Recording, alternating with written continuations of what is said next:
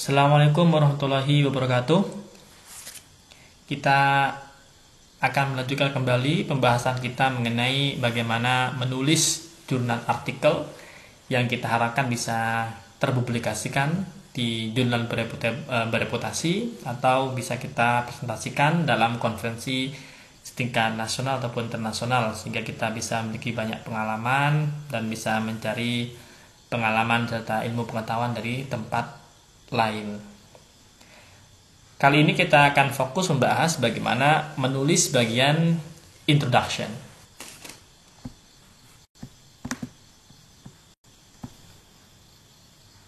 Apa yang perlu kita tulis dalam bagian introduction? Ada beberapa hal.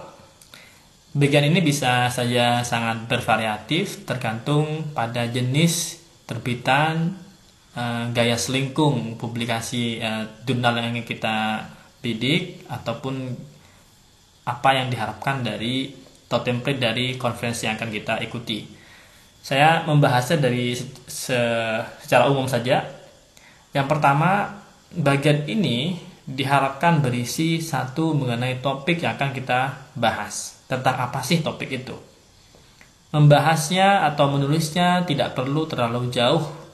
Bisa kita tulis langsung spesifik pada topik yang akan kita bahasnya. Misal mau membahas bagaimana penggunaan dialek bahasa daerah di Jawa Timur, fokus pada perbandingan dialek bahasa Jawa yang ada di Malang dan di Surabaya. Maka memulai paragraf pertama di bagian intronya tidak perlu membahas bahasa itu apa, dialek itu apa. Nanti terlalu jauh. Yang kedua, perlu juga kita paparkan alasan mengapa kita tertarik membahas topik ini.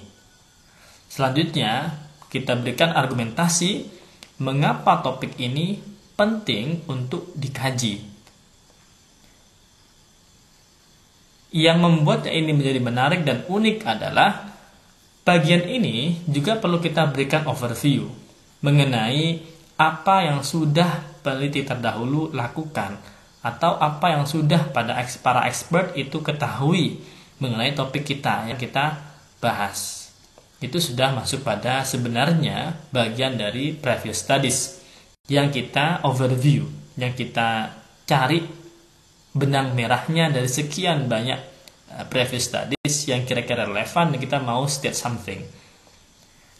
Kemudian perlu kita berikan apa kira-kira kontribusi dari kajian yang sedang kita teliti ini, baik pada pengetahuan di bidang ilmu kebahasaan, sastra, atau sesuai dengan bidang masing-masing, dan bagi luar keilmuan, baik masyarakat dan stakeholder yang kira-kira terlibat.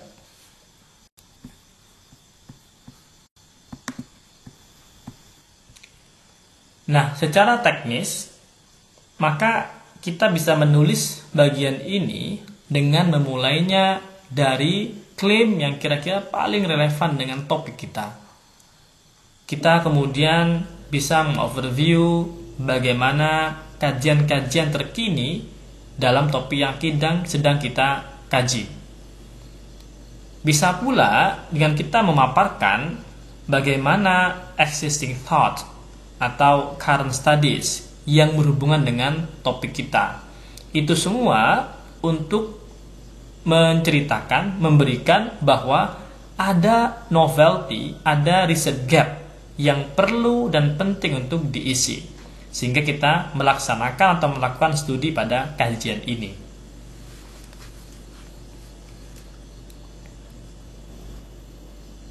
Baik, untuk novelty kita bisa mengatakan, misalnya contoh A, the previous research has mistakenly assumed that, bisa demikian. Itu secara teknis ya. Secara teknis tulisannya bisa berupa demikian. Atau although most expert in the field believe they have overlooked. Nah, itu strategi kita bagaimana membuat bahasanya seakan-akan ada yang masih kurang atau perlu diperbaiki cara melihat sebuah fenomena kebahasaan, misalnya untuk kajian bahasa. Contoh kedua bisa dilihat misalnya none of the previous research has examined, atau despite prior observation of voter behavior in local election in urban Detroit, it remains unclear why blah blah. Jadi mau kita diskusikan bahwa ada yang perlu kita isi kekosongan penelitian tersebut.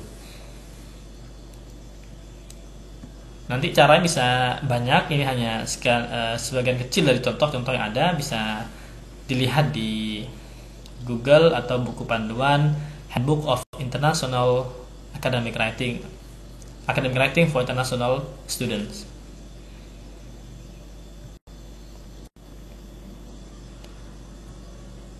Ada beberapa tips dari UCLA yang bisa kita cermati dan mungkin kita bisa gunakan.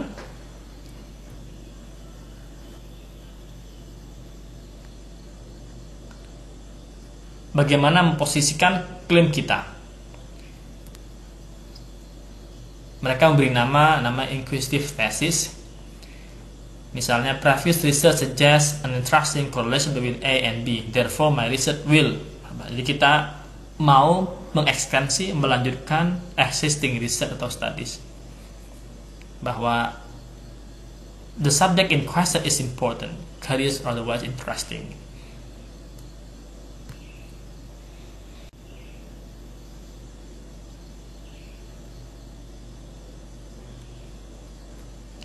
Bisa juga dengan paradoxical.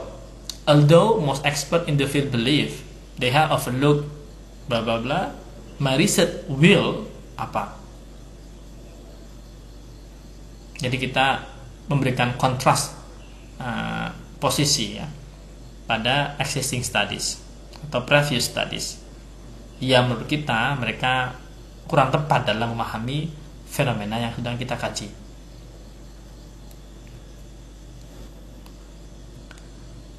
Cara yang lain itu dengan corrective thesis,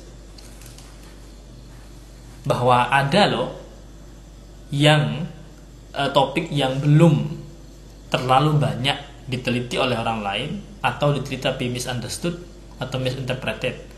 Misalnya, despite the intense focus on X, few researchers have examined problem apa. Jadi kita mau fokus pada masalah yang belum terlalu banyak dikaji oleh previous scholars. Yang menurut kita itu penting untuk kita lakukan. Nanti bagaimana memberikan argumentasi bahwa itu penting, itu adalah cara kita meyakinkan bahwa this study is worth investigating.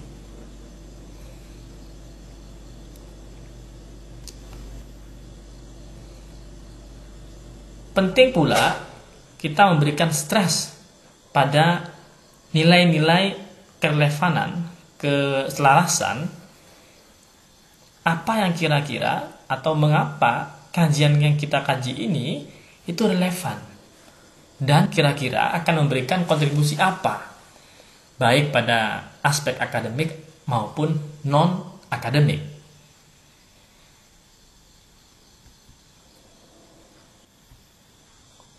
Sekali lagi, aspek ini tentang relevan tadi itu menjadi sangat penting, apalagi itu dalam kompetisi menulis research proposal. Sehingga perlu kita pahami, misal reviewer itu ketika membaca tulisan kita, proposal kita, mengapa kita harus care pada kajian yang kita tulis. Jadi pas kita tulis, kita pikirkan mengapa kira-kira reviewer itu perlu menerima di proposal kita, atau kalau itu bukan untuk proposal grant, ketika kita tulis, mengapa riset kita, studi kita itu penting untuk dipertimbangkan oleh orang lain. Mereka perlu mendengarkan, mereka perlu membaca tulisan kita. Tidak semua yang belum diinvestigasi, belum diteliti, itu kemudian menjadi secara otomatis penting untuk diteliti. Itu perlu kita perhatikan bahwa sekali lagi tidak semua yang belum diteliti itu menjadi secara otomatis menjadi penting untuk diteliti.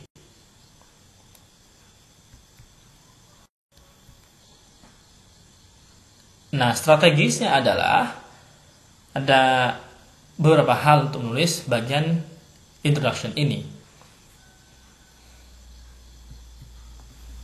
Misalnya, kita ingin menulis bagian intro ini dalam 5 paragraf. Maka kita bikin outline dulu, kita bikin kerangkanya 5 paragraf. Apa saja isi dari kelima paragraf tersebut? Kita mulai dari yang pertama dulu. Paragraf pertama, kita bisa memberikan overview dari apa yang sudah diketahui oleh banyak peneliti, banyak expert mengenai topik yang akan kita kaji. Bisa kita cari benang merah atau simpulan dari penelitian mereka. Kemudian kita berikan transisi kontras. Misalnya, kalau yang saya suka adalah dengan memberikan kontras transition. Misal seperti penggunaan kata however yang kita sambungkan pada tulisan kita. Itu akan menunjukkan bahwa kita sudah membaca previous studies dan kita melihat ada yang belum ternyata. Yang belum banyak ditekuni dan itu penting.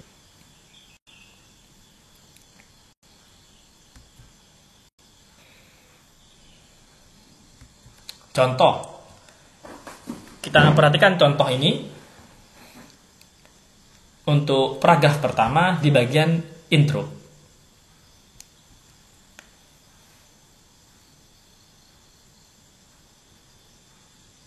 Penulis mengatakan bahwa sudah banyak peneliti yang mengkaji speech act, misalnya request, dan sistem kesopanan across languages, yang akhirnya simpulannya dari kajian tersebut adalah mengatakan bahwa mereka itu, speech act dan politeness itu bisa universal dan bisa sangat bergantung pada budaya speaker tertentu. Ya. Jadi untuk menulis satu kalimat itu dia perlu melihat tulisannya Brown, Levinson, Leigh, Lakoff, Gu, Mao, dan Thomas.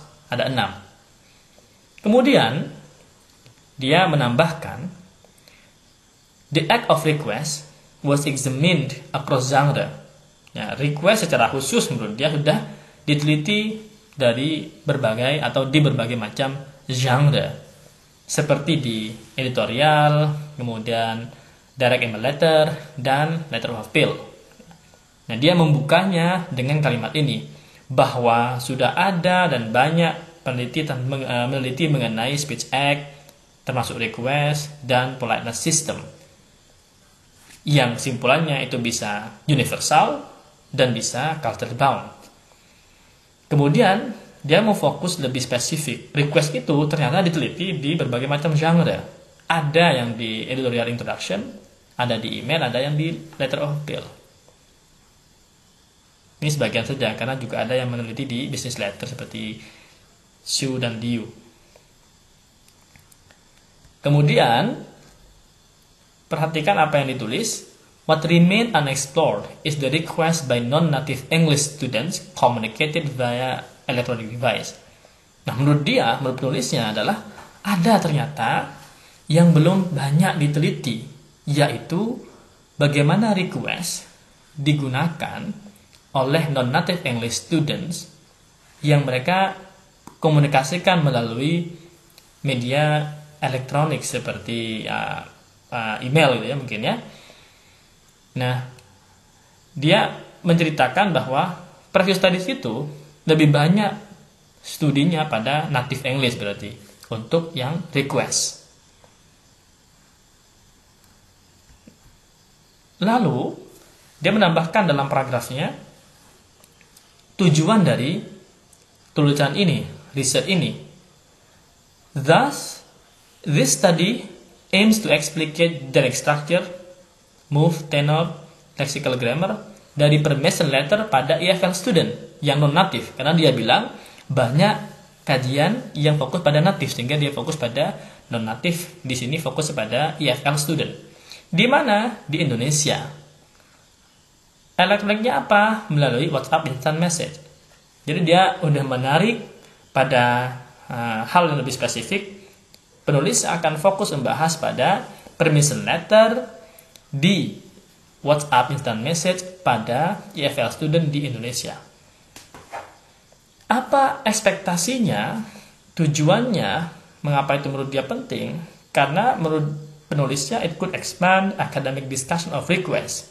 Kemudian politeness dan new genre analysis di masa modern di mana teknologi sudah berkembang sangat pesat dan sudah banyak digunakan atau memengaruhi lingkungan kita belajar.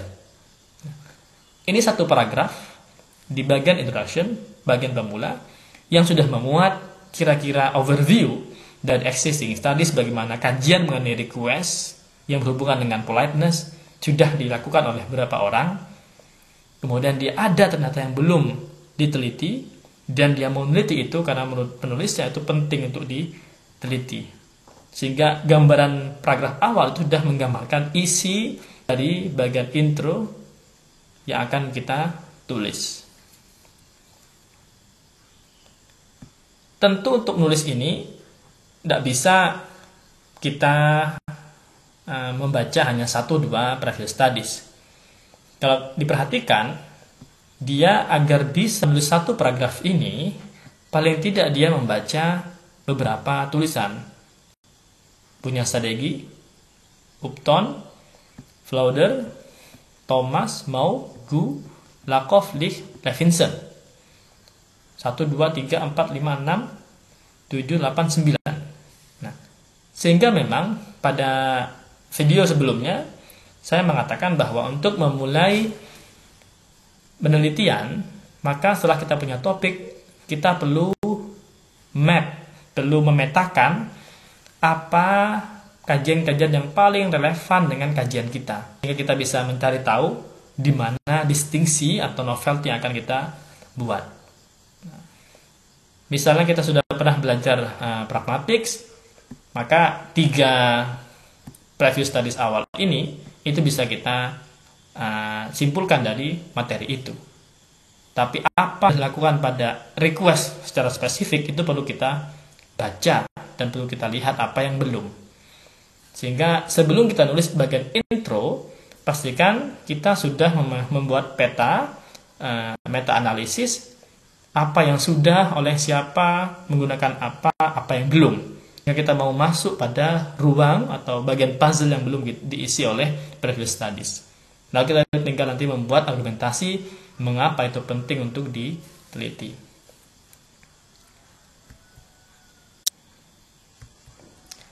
Kita akan lanjut pada bagaimana menulis di paragraf kedua, ketiga, 4, dan 5. Sementara sampai di sini dulu, kita akan lanjut pada materi berikutnya melengkapi bagian introduction di artikel jurnal artikel. Terima kasih, selamat mencoba, and good luck.